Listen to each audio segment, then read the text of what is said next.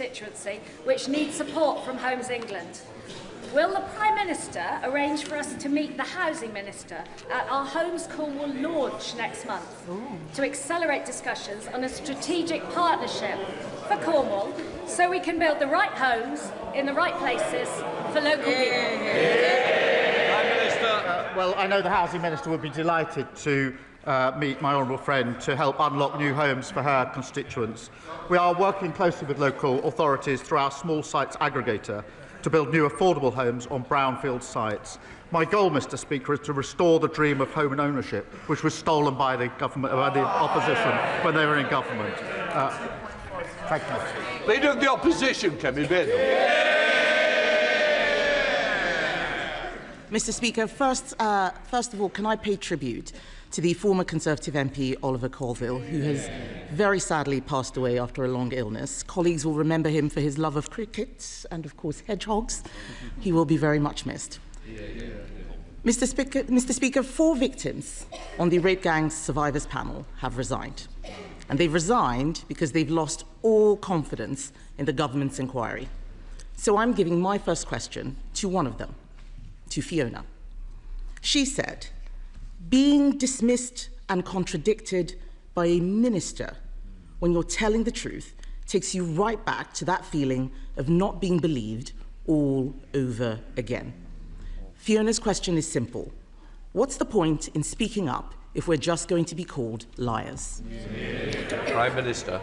Can I thank her for raising that on behalf of Fiona, and let me give Fiona and the House my answer, Mr. Speaker, because the grooming scandal was one of the worst scandals of our time. Women and girls were abused and exploited by predatory gangs of men, and survivors have been ignored for many years, including by the state that, of course, is supposed to protect them.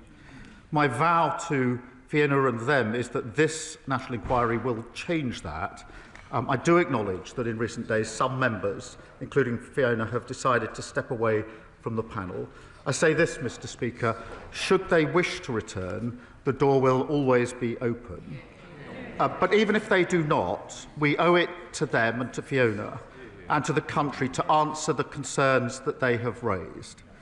The inquiry is not and will never be watered down. Its scope will not change. It will examine the ethnicity and religion of the offenders, and we will find the right person to chair the inquiry. I can tell the House today, Mr. Speaker, that Dame Louise Casey will now support the work of the inquiry, and it will get to the truth. Injustice will have no place to hide. Mr. Speaker, I doubt she'll be satisfied with that answer. He says that they could return to the panel if they wish to. Why would they do that? The government has been engaged in a briefing war against survivors. Elizabeth. Oh, really? They say shame. Why don't they listen to what Elizabeth had to say? Why don't they listen to what Elizabeth had to say? Elizabeth, who was abused in Rotherham from the age of 14, had this to say, and I quote, "The government has created a toxic environment for survivors." They were looking for answers from the Prime Minister, and what they've heard is Labour MPs saying shame at their words. Yesterday,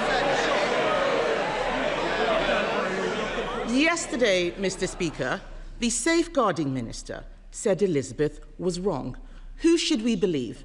The Prime Minister's Safeguarding Minister or Elizabeth? Prime Minister. Mr. Speaker, let me put on record my respect for all of the survivors who've been through the most awful ordeals. And I want to thank those that have been involved so far for the work in the process. What we're trying to do is to get this right and have an inquiry with survivors at the heart. As the Safeguarding Minister told the House yesterday, that's obviously not easy. They've all come with difficult experiences. There are a wide range of views, understandably, and every survivor does bring their own painful experience to this. The survivors met the prospective chairs this week, and we want to have them to have the chance to engage. I want survivors to be at the heart of this. I want an inquiry that can get to the truth. These are the hard yards, I accept that, but I want to press on and get this right. Mr. Speaker, he says that he wants survivors to be at the heart of this. But in his first PMQs this year, he said we did not need a national inquiry. And when he did, all of these MPs cheered. They were nodding their heads, including the Safeguarding Minister. They voted against the national inquiry 3 times. Yes, they did. Yes, they did. They voted against the national inquiry. They voted against the national inquiry 3 times, so the victims don't believe them. They can say no as much as they like. It is on the record. They don't like it, but it's true. Now, one of the victims has quit. Contrary to what the Prime Minister's just said and what the Home Secretary wrote this morning, they believe that the inquiry will downplay the racial and religious motivations behind their abuse. Aren't the victims right when they call it a cover-up? Prime Minister. Well, let me reassure the victims and the House that the scope of the inquiry will not be diluted, and we won't shy away from cultural or religious issues. And, Mr. Speaker, it was me that commissioned Baroness Casey in the first place, who gave me her recommendation in relation to a national inquiry, and we have, in the 4 months since then, finalised the panel and trying to get the leadership of this inquiry right, with survivors at the heart. Mr. Speaker, in that period, we have also reopened 1,200 historic closed cases. I have long argued, Mr. Speaker, that the criminal route where it can be pursued is the right route for perpetrators. We've introduced mandatory reporting of child sex abuse. I happen to think that is a vital safeguard. I've been campaigning for that for over a decade. I asked the last government to introduce it, and that fell on deaf ears. And that mandatory reporting of child sex abuse is something each and every one of them voted against earlier this year. And we've given victims and survivors the power to seek an independent review of their cases. But, Mr. Speaker, in relation to this inquiry, I want to go as fast as we can to get the justice that is deserved. I want to ensure survivors are involved in that, and we're balancing the two to get this right, and I'll continue to do so. Kemi Badenoch. Mr. Speaker, he's talking about mandatory reporting. I will remind him what Fiona asked. What is the point if the victims aren't going to be believed? What would be the point of mandatory reporting? All of this is happening now. All he's saying is because 4 of those victims resigned from the survivors panel. If they hadn't done that, they would have continued with the watering down, which we all know that they were carrying out. So, yes, the victims are right to be worried. He also talked about looking for a chair. It has been 10 months since we first called for a national inquiry. 10 months. It is shocking that they still do not have a chair. One of the final 2 candidates, Mr. Speaker, has pulled out, leaving a former police officer that the victims don't want. What they do want is a judge. They deserve a judge. So, Mr. Speaker, we are talking now. We are talking about the industrial-scale rape of women and girls. Unlike most of the inquiries going on, why is it that this inquiry doesn't deserve a judge? Prime Minister. Can I answer that? It's a serious point, Mr. Speaker, because whether it should be judge-led was looked at by Louise Casey, and she decided against that for a reason, and her reasons were twofold. I'll spell them out. The first was the speed with which we could do this, and it would have been... They asked the question, and the first was the speed with which we could do this. The second is really important, and that is that at the same time as the inquiry, I was absolutely determined that criminal investigations would go on at the same time. One of the problems that judge-led inquiries run into, I've seen and experienced this myself, is that they're often held back until the end of the criminal investigations. And I was determined that we'd be able to run the two together. And it's because of that, Mr. Speaker, that we've been able to reopen 1,200 historic cases at the same time. And, Mr. Speaker, she asks, what's the point of mandatory reporting that she voted against? I don't think she understands how it works. This,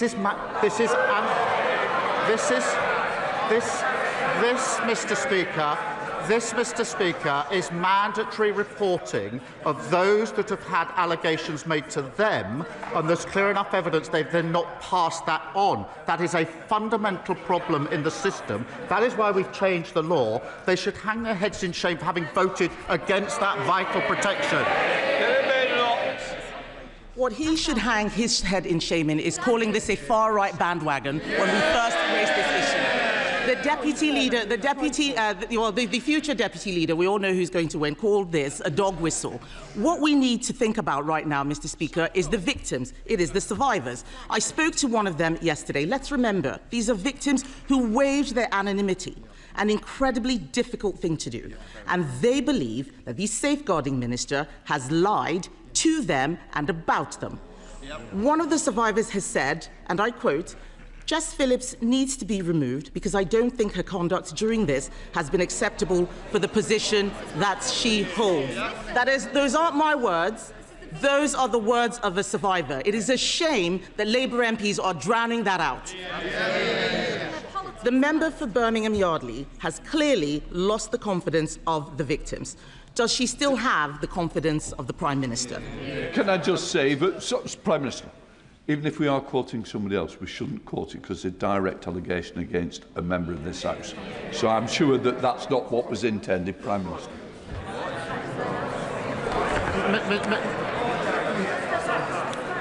Mr. Speaker, I respect the views of all the survivors, and there are different views. I accept that.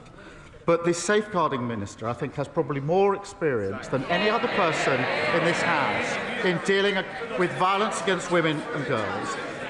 Alongside her will be Louise Casey. These two individuals, Mr. Speaker, have spent decades standing up for those who have been abused and sexually exploited. And I absolutely think they're the right people to take this forward. Kemi Badenoch. Mr. Speaker, she doesn't have more experience than the survivors. The fact is, just a few weeks ago, he was standing there telling us he had full confidence in the best friend of a convicted paedophile. So it is no surprise that people have no confidence in what he is saying. The victims have said that she should be sacked. We on this side of the House believe that she should be sacked because this is about Labour failure. Labour never wanted this inquiry. We demanded it. It has been Labour-run councils, Trafford, Bradford, Blackpool, that tried to suppress the truth. It is Labour ministers attacking the victims. We're standing up for them. And how is it, Mr. Speaker, how is it that whether it is rape or Chinese espionage, when he's in a position to do something about it, it's always someone else's fault? Mr. Speaker, my priorities are listening to and standing up for the survivors. That's why we're doing the work on the inquiry. That's why we've reopened the criminal cases, why we brought in mandatory reporting. But I would gently remind them they had 14 years in office. They barely mentioned this issue. And where there were inquiries, they failed to act on them. We have done more in the time we've been in office than they did in 14 long years. Thank you very much, Mr. Speaker. Mental ill health affects 1 in 4 of us. It costs this country up to £300 billion a year. So will the Prime Minister join me in thanking the staff at McGill Health Park who do a brilliant job in looking after those suffering from mental ill health? And will he wish them well with their plans to set up a world-leading research and innovation centre which will make an enormous contribution towards this government's stated aim of giving mental and physical health care equal priority? Prime Minister. Well, of course I join in thanking the staff at McGill Health Park. Mr. Speaker, we are investing £15.6 billion to bring down mental health waiting lists, vital in continuing to drive down inactivity and helping people to get the care that they need. In the upcoming multi-year capital budgets, we will enable NHS Trust to accelerate decisions on local priorities, and that could include developments like the Mental Health Digital Research Centre that he champions. Leader of the Liberal Democrats, Sir Ed Davey. Thank you, Mr. Speaker. Can I agree with the Prime Minister about the words he said about Claire Frossell? And agree with him that it's right that we change the law, and I hope it's named after her sons, Jack and Paul.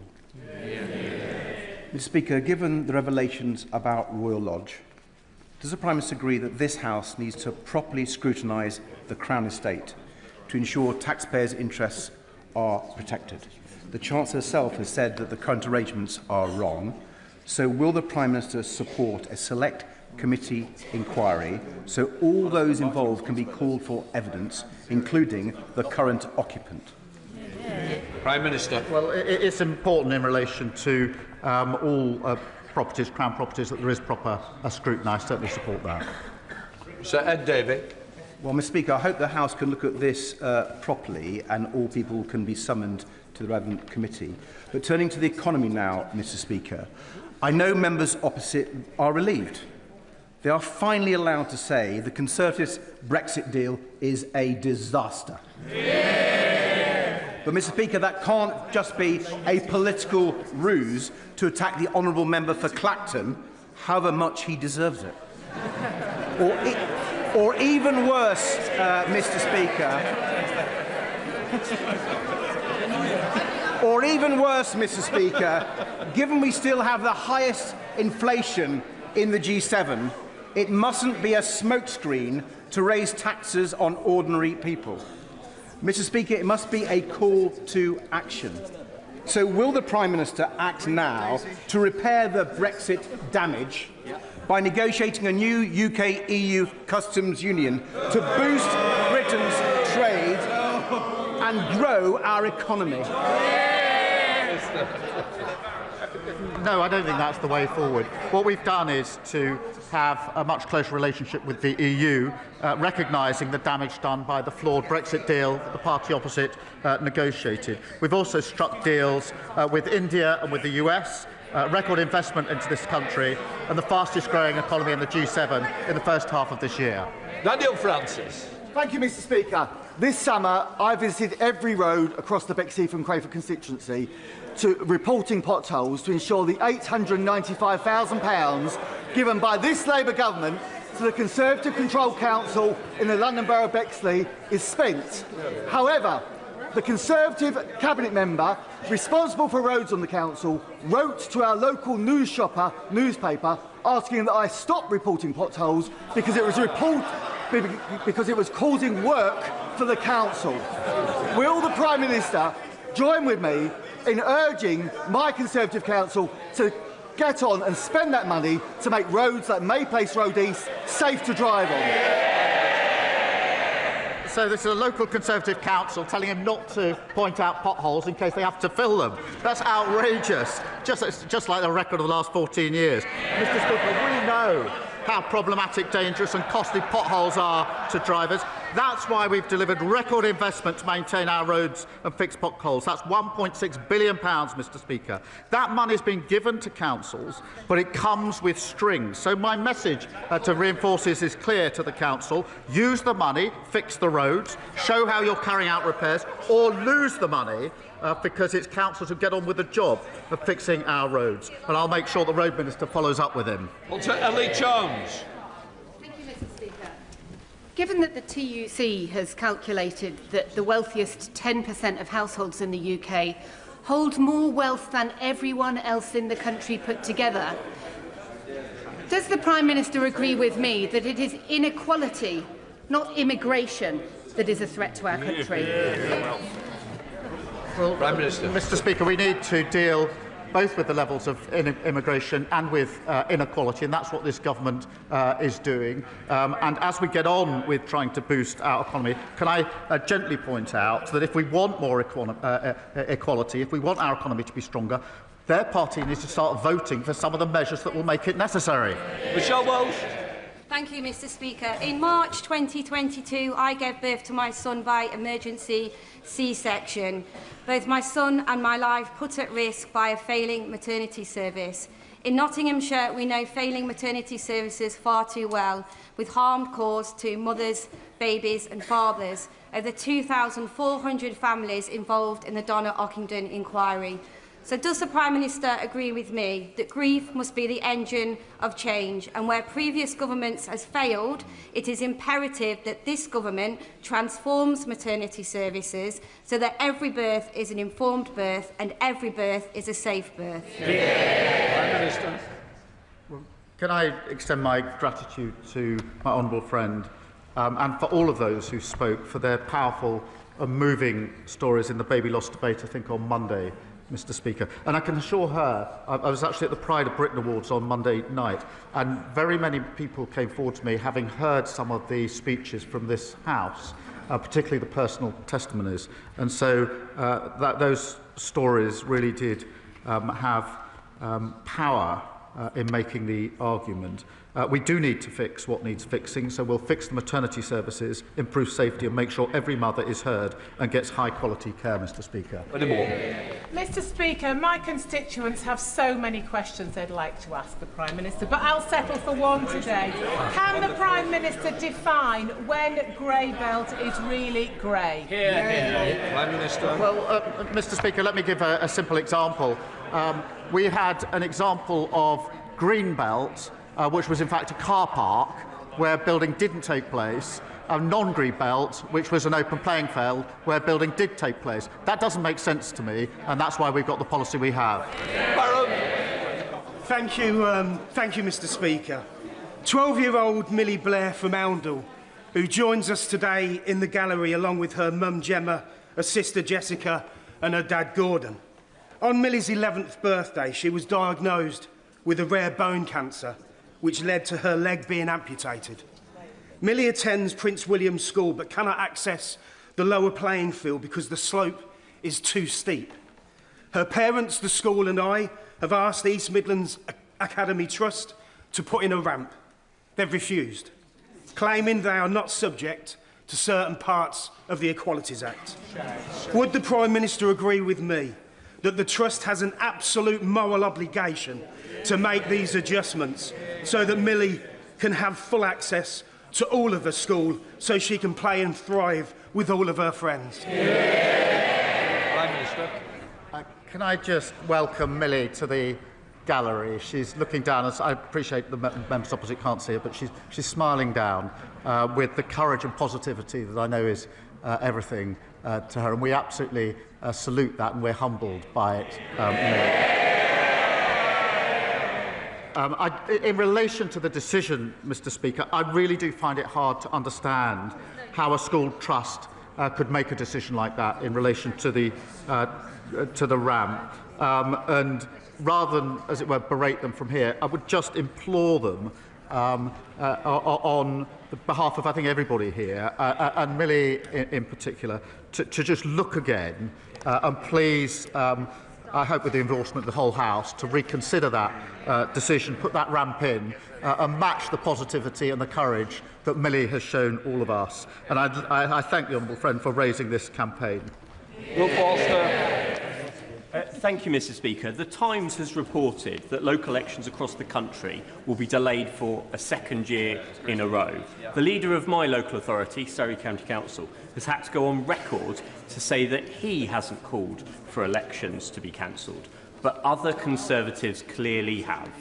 Mr. Speaker, can the Prime Minister give me a cast-iron guarantee that my constituents in Woking and others across the country will not lose their democratic right to vote? Prime Minister. Well, I thank you for his question, and he knows we inherited a situation where local councils were underfunded and millions were wasted on duplication. By reforming the system, which is what we're doing, we will save money and reinvest it in improved public services. In Surrey, just in response to his question, we expect the elections to be in the new unitary councils, and we'll be setting out the planned timetable very shortly. Alan Strickland. Thank you, Mr. Speaker. Central to growing our economy is delivering major events that drive footfall and investment. So does the Prime Minister share my disappointment that since Reform took over the running of Durham County Council, they've slashed funding for Durham Pride, which brings in 20,000 people a year? So they can't cope with accountability, Mr. Speaker. They have cancelled the Lumiere Festival, which has brought nearly 1.5 million people into County Durham since it started, undermining businesses, undermining communities. Would the Prime Minister agree that if Reform can't run one county council, they certainly can't run Scotland, Wales or our United Kingdom? Well, he's absolutely right to point out, as voters in Durham can see, what you get if you vote Reform is total chaos and broken promises. Mr. Speaker, councils have a vital role in our communities, and it's not just Durham where reform are doing real. I think 4 councillors in Kent have just been suspended for bringing the party into disrepute. I mean, bring the party into disrepute is quite something for a party whose Welsh leader accepts Russian bribes to spread Putin's propaganda. Sir Ashley Fox. Mr. Speaker, Western Hospice Care provides an invaluable service for my constituents with a terminal illness. The hospice now faces an increased bill for national insurance charges of £139,000 a year as a result of the Chancellor's jobs tax. Now, the Prime Minister will know that the money he's announced for capital expenditure can't be used for day-to-day running expenses. He will know that the money he's announced for children's hospices won't benefit Western Hospice Care. So what help can he offer Western Hospice Care as they struggle under the tax burden imposed by his government? Prime Minister. Mr. Speaker, we're putting in the support that we can for hospices, and of course